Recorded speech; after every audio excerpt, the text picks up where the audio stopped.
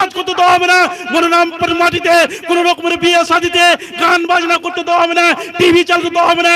এই আওয়াজ যুবক তরুণ ভাইরা যদি 150 জন যুবক এই আওয়াজ উঠে দেয়, তাহলে কোন মায়ের বেটা নাই যুবকদের আগে সে আসবে? কোন মায়ের বেটা নাই যে এই গ্রামের মাটিতে মদ বিক্রি করতে পারবে? কোন মায়ের বেটা নাই যে মনোনামপুরের মাটিতে তাসের আড্ডা খানা বসাতে পারবে? কিন্তু যুবকদের কোন যুবকরা নিজের রক্ত দিয়ে জান দিয়ে ইসলাম খানা প্রতিষ্ঠিত করেছে।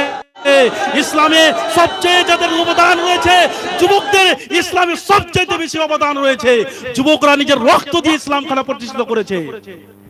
ভাই আমার, বন্ধু আমার, যারা প্রথমত ইসলাম কবুল করেছিলেন, গ্রহণ করেছিলেন, অধিকাংশ তারা তরুণ যুবক ছিলেন। হযরত আবু বকর সিদ্দিক রাদিয়াল্লাহু তাআলা আনহু 37 বছরে ইসলাম কবুল করেছিলেন। হযরত ওমর রাদিয়াল্লাহু তাআলা আনহু তিনি যখন ইসলাম গ্রহণ করেছিলেন তিনি 27 বছরের টকবকে যুবক ছিলেন।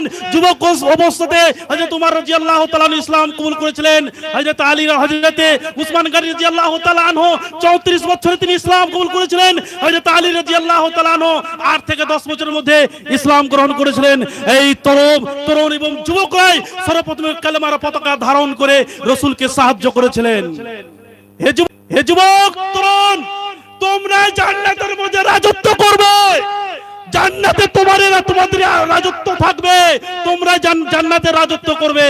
কারণ জান্নাত আল্লাহ সুবহানাহু ওয়া তাআলা যুবকদের জন্য নির্ধারিত করে দিয়েছেন। যারা যুবক তারা জান্নাতে যারা থাকবে তারা সবাই যুবক হয়ে যাবে। 30 থেকে 33 বছর যুবক হবে সবাই। জান্নাতে কেউ বুড়ো থাকবে না, সব তরুণ এবং যুবক। একটু চিন্তা করুন যুবক, যে জান্নাত আল্লাহ সুবহানাহু ওয়া তাআলা নির্ধারিত করেছেন যুবকদের জন্য, তাহলে যুবকের কত গুরুত্ব রয়েছে। ভাই আমার, বন্ধু আমার, আজ যুবকরা বাতিলের শিকার হয়েছে।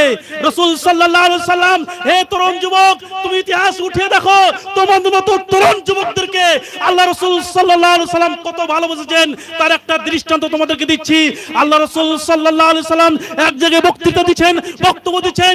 এই মতো অবস্থায় হযরত জারির রাদিয়াল্লাহু তাআলা আনহু তিনি বসতে জায়গা না পেয়ে রাসূলের কথাগুলো দাঁড়িয়ে শুনছিলেন। হযরত জারিরকে আল্লাহ রাসূল সাল্লাল্লাহু আলাইহি সাল্লাম নিজের গায়ের চাদর খুলে দিয়ে হযরত জারিরের দিকে নিক্ষেপ করলেন আর বললেন, হে জারির, তুমি আমার চাদরের উপরে বসো।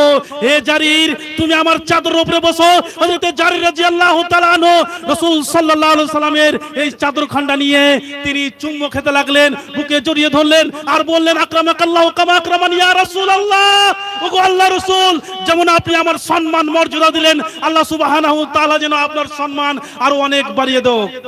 দেখেন তরুণ যুবকদেরকে আল্লাহ রাসূল কতটা ভালোবেসেছিলেন, নিজের চাদরটা খুলে দিয়েছিলেন বসার জন্য।